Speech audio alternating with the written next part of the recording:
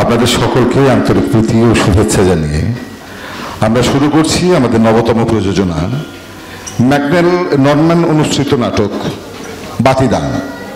রচনা ও নির্দেশনা তাপস মুখোপাধ্যায়, মঞ্চ পরিকল্পনা দেবায়ন সাহা, আলোক প্রক্ষেপণ তরুণ ঘোষ, আবহ ভাবনা সব্যসাচী মুখোপাধ্যায়, প্রযোজনা বৃশ্চিক নাট্য সংস্থা বাঁশবেড়িয়া। শুরু হচ্ছে বৃশ্চিক প্রযোজনা বাতিদান।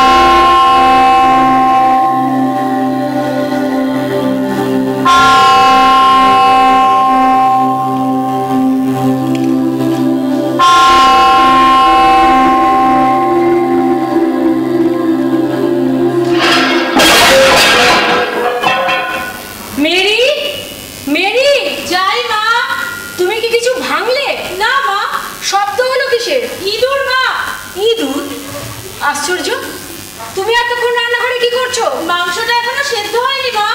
এখনো হয়নি? না মা। আচ্ছা ঠিক আছে, তুমি ডেকচির ঢাকনাটা চাপা দিয়ে দাও, ওটা আরো কিছুক্ষণ ফুটুক। চাপা দিয়েছি মা। এবার উনুনের আঁচটা একটু বাড়িয়ে দিয়ে ঘরে চলে এসো। যাচ্ছি মা।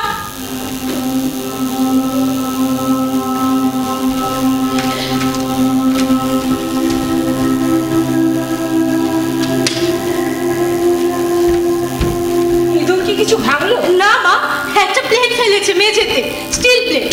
সেসব তো আছে আলমারিতে, ওখানে কিন্তু ঢুকলো কি করে? আলমারিটা খোলা ছিল মা। কে খুললো? তুমি? আপনি খুলেছিলেন মা। আমি? হ্যাঁ মা। আমি কখন আলমারি খুললাম? ওই যে চামচ বাটিগুলো বের করলেন, তখন থেকে ওটা খোলাই ছিল। হ্যাঁ মা। তুমি দেখেছিলে? হ্যাঁ। দেখেও তুমি বন্ধ করোনি? না মা। বিচিত্র মেয়ে তুমি। আমি ভেবেছিলাম। কি ভেবেছিলে তুমি? আলমারিটা আমি দুধের ভাড়া দিয়েছি? গাধা একটা।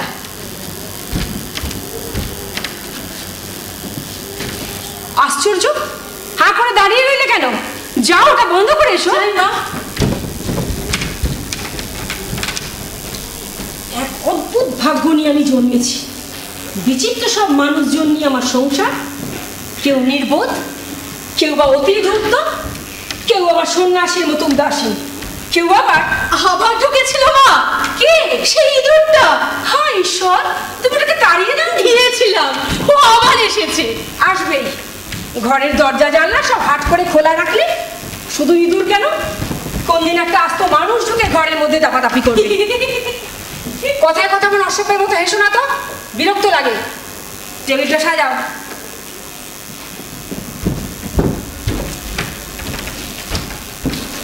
ঝোলটা কি ফুটছে? না মা, এখনো ফোটেনি। না মা। তুমি উনুনটা ঠিক মতো ধরিয়েছিলে? উনুন আপনি ধরিয়েছিলেন মা। আমি? হ্যাঁ মা, আপনি নিজে উনুনের কাঠ সাজিয়েছিলেন। ও, কাঠ কি তাহলে কম দিয়েছিলেন? হ্যাঁ মা। তুমি দেখেছিলে? হ্যাঁ। তা বলনি কেন তখন? আপনি হয়তো রাগ করবেন। শোনো, ঠিক সময় ঠিকঠাক কথা বললে আমি রাগ করি না। তুমি একটি গাধা, তাই সেটা বোঝো না। আমি পরে আরো কিছু কাঠ দিয়েছি মা। কি কাঠ করেছো? এই মাংসটা মনে হয় সেদ্ধ হয়ে গেছে, ঝোলটা ফুটছে, আমি কি দেখবো? থাক, আমি দেখছি।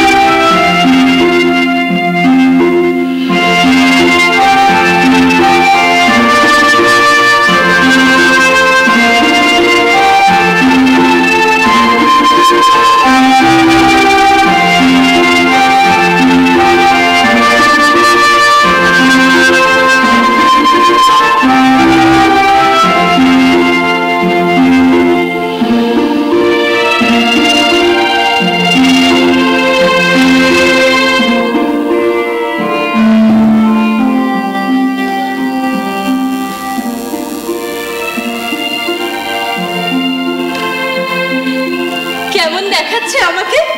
সুন্দর না? আমি জানি আমি সুন্দর, বুদ্ধি হয়তো আমার একটু কম, যার জন্য আমার মালকিন আমার কাজের সামান্য ভুলচুক হলেই আমাকে বোকা, গাধা, ছাগল এইসব বলেই ধমক ধমক করে। তবে সে যাই বলুন, মালকিন আমার মানুষ খারাপ না, কিন্তু কি জানি কেন মেজাজ তার সবসময় তিরিক্ষি হয়েই থাকে। আর ঠিক তার উল্টোটা হচ্ছে না আমার মালিক, সকলের মহামান্য বিশপ। আমি কোনোদিন তাকে রাখতে দেখিনি, কারোর সঙ্গে জুড়ে কোনো কথা বলতে শুনিনি। সব সময় তার মুখে এমন একটা হাসি লেগে থাকে যেটা দেখলেই মন ভালো হয়ে যায়। এই যে এখন আমাকে এত সুন্দর দেখাচ্ছে, সেটা দেখে আমার মালকিন কি আমাকে কিছু বলবে? না, বরং দেখেও না দেখার ভান করবে। কিন্তু আমি নিশ্চিত আজ আমার মালিক আমাকে দেখেই তিনি উচ্ছ্বসিত হয়ে উঠবেন। ও মেরি, আজ কি সুন্দর দেখাচ্ছে তোমাকে। যাই মা, খাবারের ডিশ প্লেটগুলো নিয়ে যাও, টেবিলে সাজিয়ে ফেলো। যাই মা।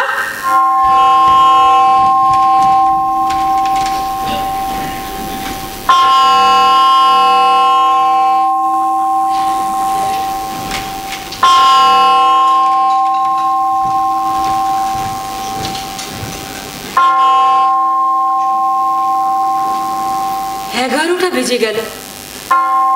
হায় ঈশ্বর, এ কোন পাগলের দায়িত্ব তুমি আমাকে দিয়েছো?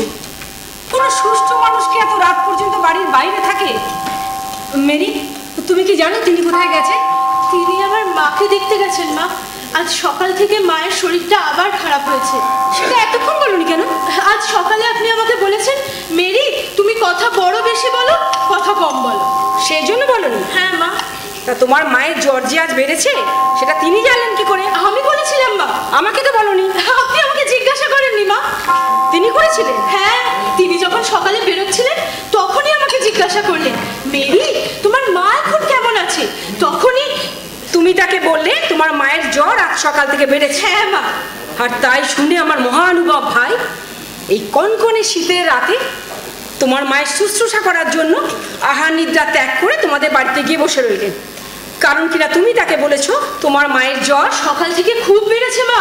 চুপ করো, ওসব বাহানা আমি বুঝি। অসুস্থতার ভান করে যতদিন পর্যন্ত তার সেবা পাওয়া যায়, স্বার্থপরের দল সব। মাংসটা মনে হয় এতক্ষণে সেদ্ধ হয়ে গেছে মা, ঝোলটা ফুটছে। আমি কি নামিয়ে দেবো? থাক, আমি দেখছি।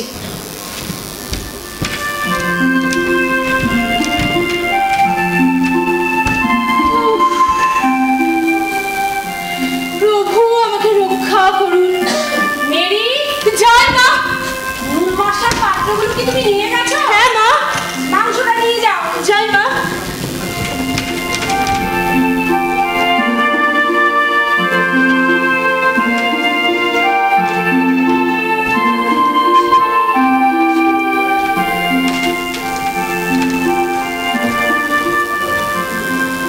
মেরি, এগুলো বের করেছো কেন?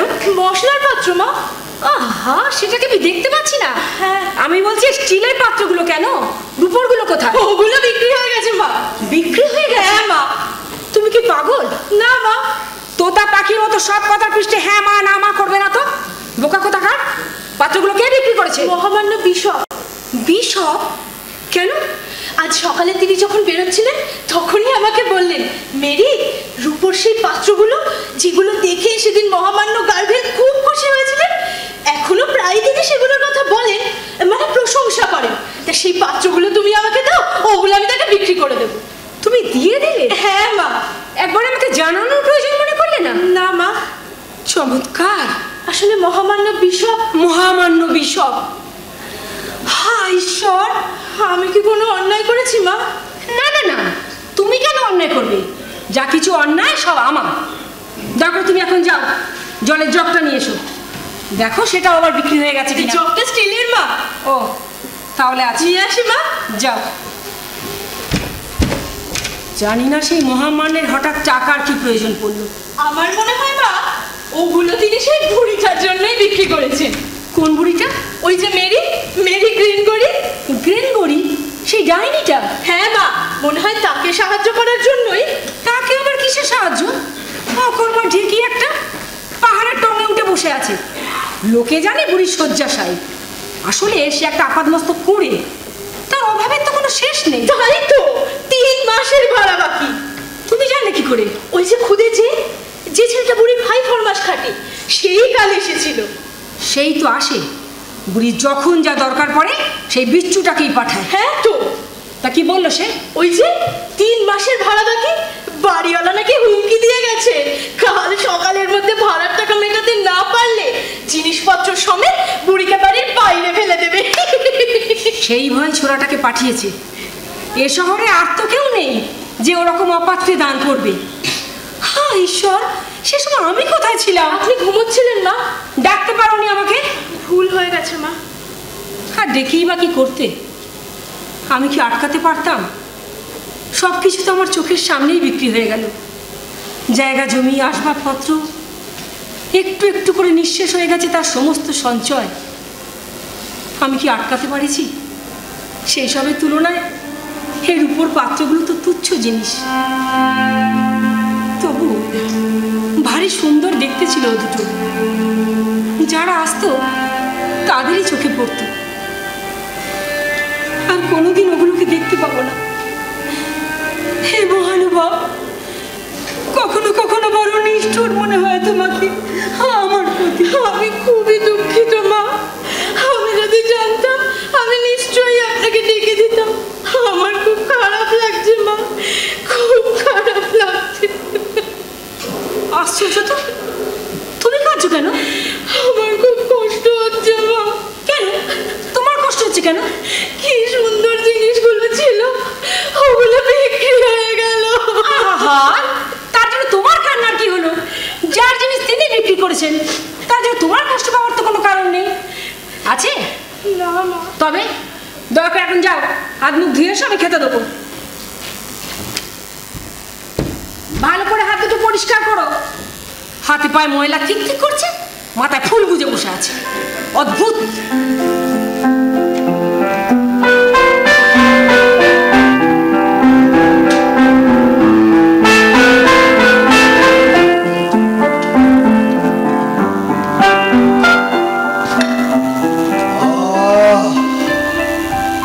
এতক্ষণে যেন প্রাণ ফিরে পেলাম। যেন পার্সমি, এই তীব্র শীতের রাতে একবার বাইরে না বেরোলে তুমি কিছুতেই অনুভব করতে পারবে না যে ঘরের উষ্ণতা কত আরামদায়ক।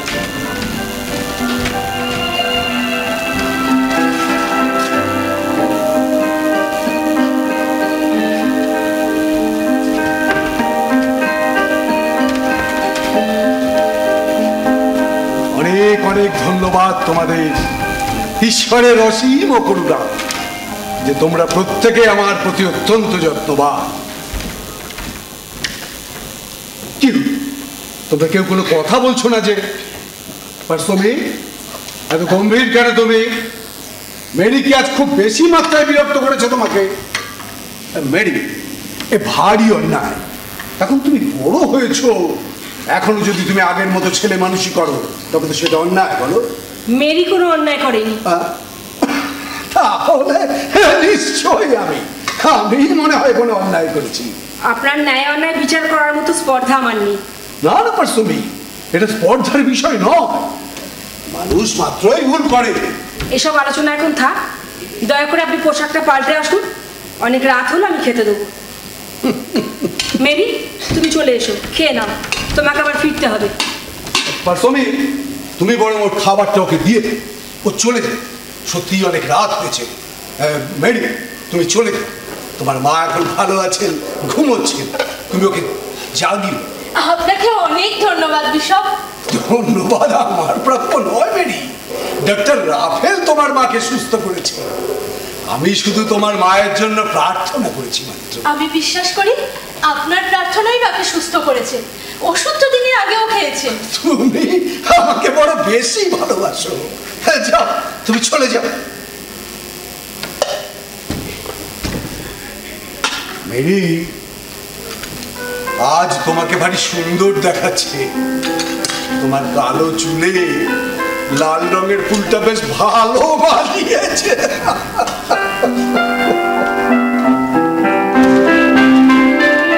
তুমি যে একেবারে লজ্জাবতী লতা হয়ে গেলে। না মা, তোমার সাজগোজের বহর যা বেড়েছে, এবার তোমার বিয়ের ব্যবস্থা করতে হবে। না, ধরো, এবার যাও, তাড়াতাড়ি বাড়ি যাও, সাবধানে যেও। বিশপ, মহামান্য বিশপ। দেখো কে? ম্যাডাম, আমি রস। কি হয়েছে রস, তুমি এত রাত্রে? মেরি, ফাদার কি ঘুমিয়ে পড়েছে? না না, তার তো কোনো খাওয়াই হয়নি, এসো তুমি ভেতরে এসো। কি ব্যাপার রস, তোমরা কি মানুষটাকে রাতেও শান্তি দেবে না? আমি অত্যন্ত দুঃখিত ম্যাডাম।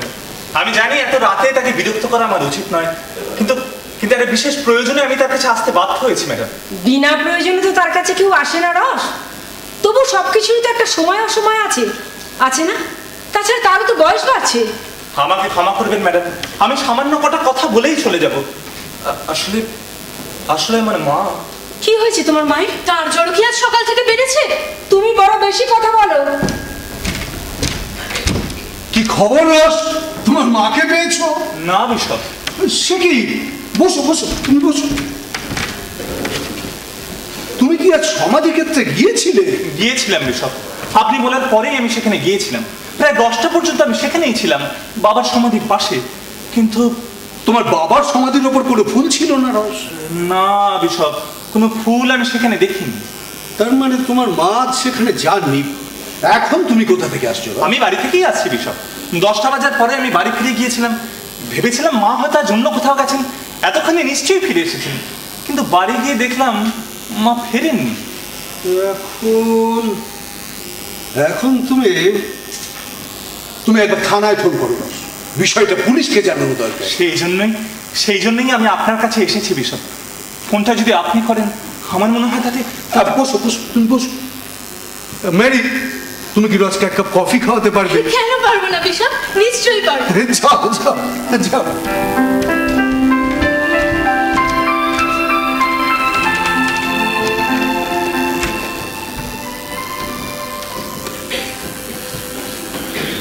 অফিসার, আমি বিশপ মারিয়াল বলছি। ঈশ্বর আপনার মঙ্গল করুন। অফিসার, আমি একটা বিশেষ প্রয়োজনে আপনাকে ফোন করছি। ফোনটা তো তুমিই করতে পারতে রস। পারতাম ম্যাডাম, কিন্তু পুলিশের কাছে আমার চেয়ে মহামান্য বিশপের ফোনের গুরুত্ব অনেক বেশি। আপনি দেখবেন ম্যাডাম, বিশপের ফোন পেলেই পুলিশের রাতের মধ্যেই মাকে খুঁজে আনবেন। প্রফেসর ডিল্যানকে আপনার মনে আছে অফিসার? হ্যাঁ, নদীতে মাছ ধরতে গিয়ে মারা যায়। তার স্ত্রী মিসেস টেলারকে আজ দুপুর থেকে পাওয়া যাচ্ছে। তোমার মা হঠাৎ বাড়ি ছেড়ে চলে গেলেন কেন রস? আমি জানি না ম্যাডাম, আসলে বাবা মারা যাবার পর থেকে মা যেন কেমন হয়ে গেছে। কারোর সঙ্গে মন খোলা কোনো কথা বলেন না, ভালো করে কিছু খান না, ভালো কোনো পোশাক পরেন না। আমার খুব খারাপ লাগে। মাকে কিছুতেই বোঝানো যায় না যে বাবার মৃত্যুটা আমার কাছে কিছু কম যন্ত্রণা নয়। না না, আমি ঠিক বলতে পারবো না, তবে তার ছেলে রসের সঙ্গে যদি আপনি একবার কথা বলেন। মাকে তুমি ভুল বুঝো না রস, তোমার মায়ের কষ্টটা আর কেউ না বুঝুক আমি বুঝি, আমি তো ভুক্তভোগী। তবে তুমি ভেঙে পড়ো না রস, তোমার মা আবার স্বাভাবিক হয়ে যাবে, সেটা শুধু সময়ের অপেক্ষা। সময় সব কিছুকেই ভুলিয়ে দেয়। অনেক ধন্যবাদ অফিসার। আর না না, আমি এখনই তাকে আপনার কাছে পাঠাচ্ছি। শুভরাত্রি।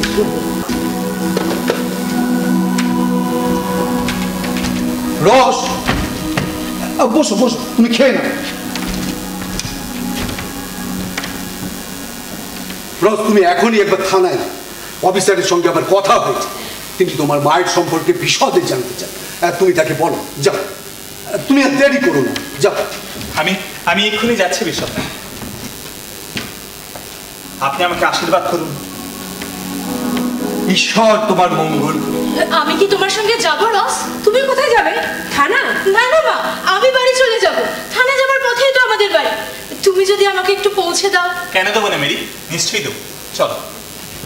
শুভরাত্রি বিশপ। শুভরাত্রি। শুভরাত্রি ম্যাডাম। শুভরাত্রি। মেরি, তোমার আর বাড়ি ফেরার দরকার নেই, অনেক রাত হলো, তুমি এখানেই থেকে যাও। কিন্তু মা, পার্সবে তুমি ওকে যেতে দাও। যদিও ওর মা এখন ভালো আছেন, ঘুমোচ্ছেন, কিন্তু জেগে ওঠার পর তিনি হয়তো মেরিকেই খুঁজবেন। মেরি, তুমি চলে যাও। যাই মা। সাবধানে যেও। শুভরাত্রি। শুভরাত্রি। শুভরাত্রি বিশপ। শুভরাত্রি। মেরি, তোমার টুপি কোথায়? টুপি নেই। এদিকে এসো, এদিকে এসো। নাও, এই মাফলারটা বাদে। না না বিশপ, আমার লাগবে না। লাগবে মেরি, বাইরে আজ প্রচন্ড ঠান্ডা। আপনি অকারণে ব্যস্ত হচ্ছেন। ও একটা ছোট মেয়ে, ওর কি এখন মাফলার মধ্যে বয়স? না না পার্সবে, তুমি জানো না, তুমি তো বাইরে যাওনি।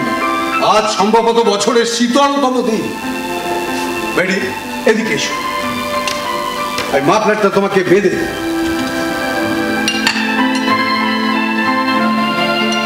যাও।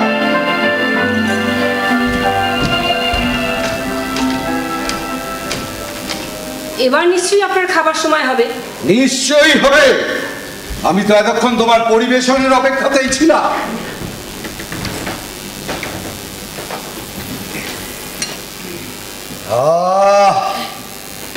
জানো পার্সবি, ঘরে ঢোকার মুহূর্তেই এই সুস্বাদু খাবারের গন্ধটা আমি পেয়েছি।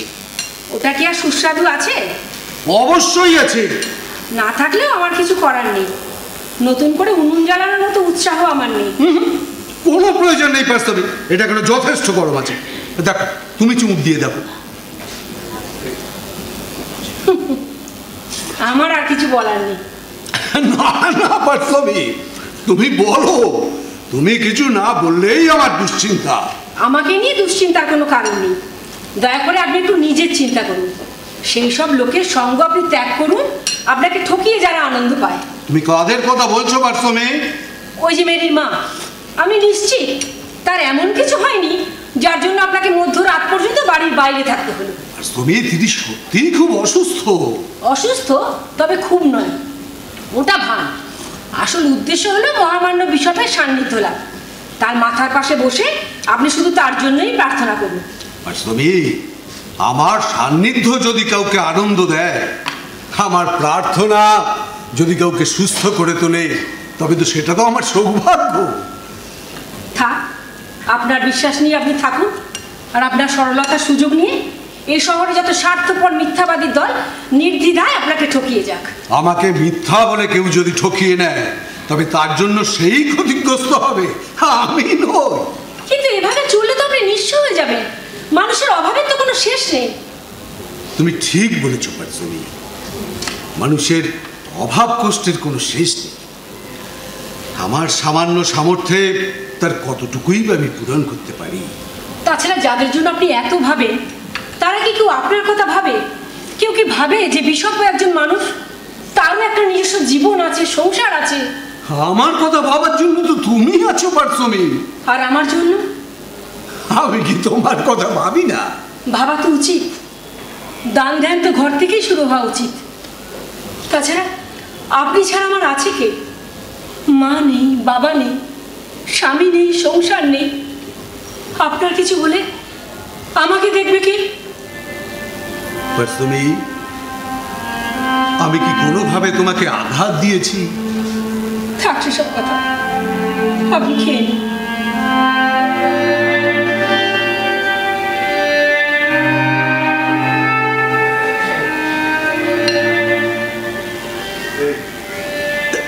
এই দেখো পার্সমে, কথায় কথায় আমি তোমাকে আসল কথাটাই বলতে ভুলে গেছি। তোমার সেই রূপোর পাত্র দুটো গার্ভেলকে বিক্রি করা হয়েছে, আর সেই টাকায় ব্রেনগড়ির বাড়ি ভাড়া মেটানো হয়েছে। কি আশ্চর্য, তুমি তো সবই জানো। এ নিশ্চয়ই মেরি তোমাকে বলেছে, অথচ দেখো আমি তাকে বলতে বারণ করেছিলাম। বলে কি কোনো অন্যায় করেছে? না তা নয়, তবে আমি কথাটা নিজে তোমাকে বলতাম, তখন তুমি ঘুমোচ্ছিলে, সেই জন্যই আর বিরক্ত করিনি। 3 মাসের ভাড়া কি তাতে মিটেছে? হ্যাঁ, মিটেছে। বাড়িওয়ালা মানুষটি অত্যন্ত সচ্ছল, আমার অনুরোধে তিনি 1 মাসের ভাড়া মুকুব করে দিয়েছেন। সেটা না করলে বড় মুশকিলে পড়তাম। তখন হয়তো আপনাকে আরো কিছু বিক্রি করতে হতো। আর আমার কাছে বিক্রি করার মতো কি আছে বলো পার্সমি? কেন? আপনার বাতিদান পার্সমি, মিস্টার গার্ভেল তো সেদিন ও দুটোরও খুব প্রশংসা করছিলেন।